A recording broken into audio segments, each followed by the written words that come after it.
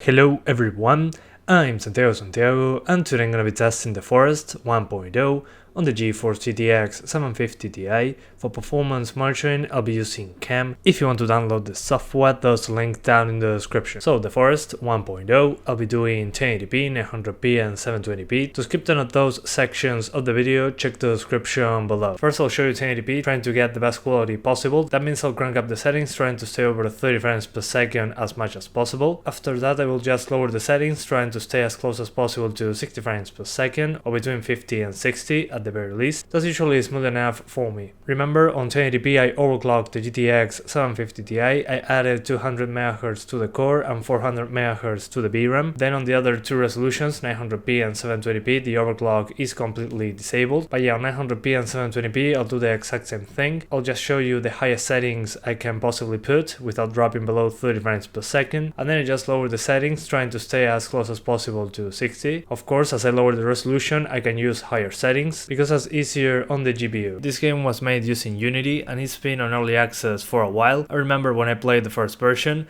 This is very different. The options menu is a lot better. We have a lot of good options here, but as I said before, if you lower everything to the minimum, the game looks a lot flatter, so it really destroys the aesthetic of the game. So well, to get the best performance, I lowered first SSAO quality. You can lower it from ultra to very low, I think. Then grass density, grass distance, draw distance, far shadows, and sunshine occlusion usually give you a good performance boost. And for some reason shadows wasn't as big of an impact as I expected, but if you lower that, shadows can flicker quite a bit, especially on the low option, so I recommend you keep it on medium or high if possible. And the other options I didn't mention, if you lower them in groups, it can usually be a good FPS improvement. And I recommend turning off motion blur. Is camera motion blur, and on first person, at least in my opinion, is very annoying. That's why I turn it off across the whole video, but the performance impact of that option is not really that important. It's a couple frames, and usually the moments where I get the worst performance is just running around in the forest, so a lot of trees, a lot of grass on screen, especially if there is fire involved, can also make an impact in performance. But yeah guys, that's pretty much it. I hope you keep enjoying the video. Thanks for watching and see you next time.